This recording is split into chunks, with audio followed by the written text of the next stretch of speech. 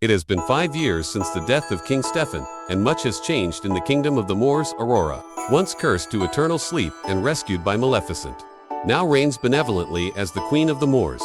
Alongside her stands Maleficent, a powerful and enigmatic figure who serves as the protector and guardian of the Moors. Together, they have ensured peace and prosperity for the magical land, though their bond is still tested by lingering prejudices and misunderstandings, particularly from the neighboring kingdom of Ulstead. 2. In Ulstead, the mood is far from peaceful. Aurora's fiancé, Prince Philip, is from this human kingdom, and his family, his parents, King John and Queen Ingrid, still harbor deep distrust and animosity toward Maleficent. To them, she is a dangerous and threatening figure, the same villain who cursed Aurora many years ago. Though Maleficent has proven herself to be a steadfast ally and protector, her reputation among humans remains tarnished.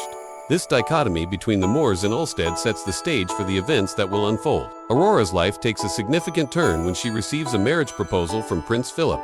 The couple is delighted by this new chapter in their lives, but as Aurora accepts Philip's proposal, Diavel, Maleficent's loyal raven and confidant, overhears their conversation. He quickly reports this news to Maleficent, who is initially hesitant about the union.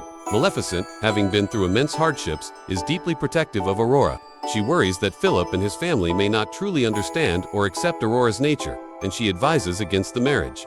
But Aurora, with the courage and determination that has defined her since childhood, vows to prove Maleficent wrong and to forge her own path, regardless of her guardian's reservations. As the wedding date approaches, Philip's parents, King John and Queen Ingrid, host a lavish dinner to celebrate the engagement. The event, though intended as a celebration, soon takes a darker turn. Ingrid, with a sharp tongue and an even sharper disdain for Maleficent, taunts the fairy by mentioning Aurora's past curse. She mockingly references the events surrounding Stefan's death, suggesting that Maleficent is still the same evil sorceress who placed Aurora under a sleeping curse. Maleficent, ever composed, maintains her calm, but the tension is palpable. Ingrid further insults Maleficent by accusing her of killing 2 human poachers who were last seen near the moors, an accusation that Maleficent neither confirms nor denies. The insults continue, and when Ingrid dismissively belittles the maternal bond between Maleficent and Aurora, something inside Maleficent snaps. In a fit of fury, she reacts by seemingly cursing King John, who immediately falls into a deep, unnatural sleep. Maleficent denies having cursed John, but the other guests at the dinner, including Aurora, are skeptical. Philip, desperate to break the spell, suggests that his mother should attempt to awaken John with a kiss, the same method that had once saved Aurora. Ingrid, however, refuses, and her weak attempt to wake the king fails. It becomes evident that Ingrid does not love her husband in the same way Aurora loves Philip, and that emotional connection is required for the kiss to work. As Maleficent flees the castle, she is shot with an iron bullet by Gerda, Ingrid's loyal servant. Wounded, Maleficent is left vulnerable, and she falls into the ocean. There, she is rescued by a mysterious winged creature that brings her to safety. This is the beginning of a new chapter in Maleficent's journey, one that will lead her to rediscover her origins and challenge the very forces that have shaped her destiny. Maleficent awakens in a cavern, where she is introduced to a hidden society of dark fey creatures like herself, who have been forced into hiding for centuries.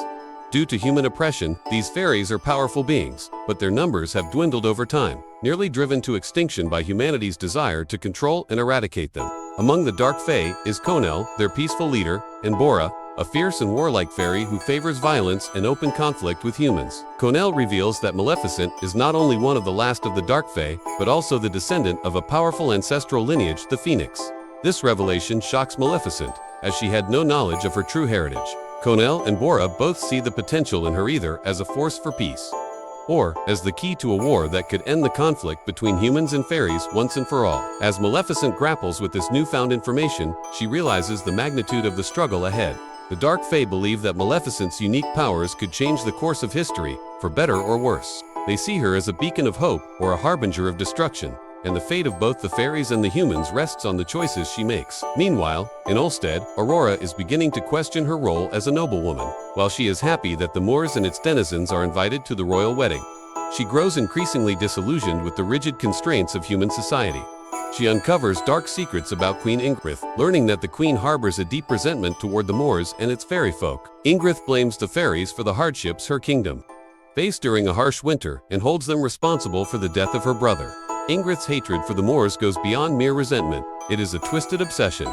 She secretly plots to eradicate all fairies and woodland creatures using iron weapons and a deadly crimson powder that has been developed by Lickspittle, a two-winged pixie. This powder, when unleashed, can strip fairies of their powers and kill them. Aurora also discovers that Ingrid had somehow come into possession of the cursed spindle that had originally been used to cast the sleeping curse on her. The queen had used this spindle to place King John into his enchanted slumber. When Ingrid learns that Aurora has uncovered her plan, she locks the young queen away in the castle. The Moors inhabitants, who had come to celebrate the wedding, are trapped inside the castle's chapel. At Ingrid's command, Gerda plays the organ in the chapel, releasing the deadly crimson powder. In a selfless act of bravery, the fairy Flittle sacrifices herself to clog the organ, preventing the powder from spreading and killing the fairies inside. Meanwhile, Maleficent's loyal companions, Snodgrass and Thistlewit, manage to cause Gerda's demise, putting an end to the immediate threat. In response to Ingrid's treachery, the Dark Fae launch an assault on Ulstead, determined to reclaim their rights and punish the humans for their cruelty. However, the soldiers of Ulstead are brutal and merciless, and many Dark Fae are slaughtered. It is only when Maleficent enters the fray that the tide begins to turn. She channels the power of the Phoenix, an ancient and nearly mythical force, and uses its fiery magic to devastate the battlefield. In the heat of battle, Maleficent confronts Queen Ingrid. She nearly kills the queen, but Aurora, seeing the destruction and chaos around her, appeals to Maleficent's humanity. She calls out to Maleficent, urging her to see the love and bond they share, referring to her as mother. This moment of vulnerability and emotion distracts Maleficent, and she is struck by an arrow from Ingrid's bow. The arrow dissolves Maleficent into ashes, leaving Aurora devastated. But in a twist of fate, Aurora's tears of grief and love for Maleficent revive the fairy in the form of a phoenix.